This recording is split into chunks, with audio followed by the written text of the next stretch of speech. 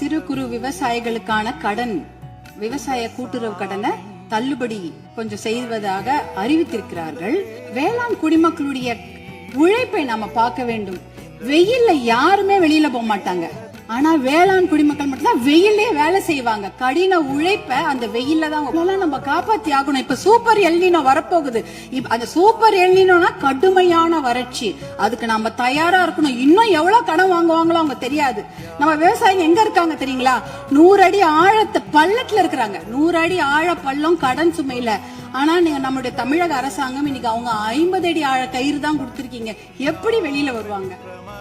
50 அடி கயிறை அவன் 100 அடி ஆழ பள்ளத்து இருக்கிறாங்க. அந்த விவசாயிங்க எப்படி வெளில வருவாங்க? முழுமையாக கடனை தள்ளுபடி செய்தா தானே அவங்க அந்த கடன் பிரச்சனை வெளியில வந்து அவங்க அடுத்த வேலையை பார்க்க முடியும். அதனால நீங்க உங்களுடைய அதிகாரிட்டு அவர்களுக்கு முழு கடன் தள்ளுபடி செய்யணும். ஏற்கனவே 2000 கோடியா 6000 கோடியா உயர்த்திட்டீங்க.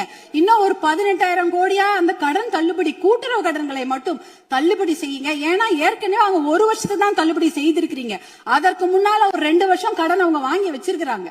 அந்த கடனையும் முழுமையாக தள்ளுபடி செய்தீர்கள் என்றால் அவங்க கண்டிப்பாக எத்தனையோ கடுமையாக உழைக்க தயாராக இருக்கிறார்கள். அவங்களுக்கு அந்த ஒரு ரெஸ்பெக்ட் நம்ம கொடுக்கணும். அவங்களுக்கு அந்த நிவாரணத்தை நாம் தர வேண்டும் என்று உங்களை எல்லாம் நாங்கள் அன்போடு கேட்டுக்கொள்கின்றேன்.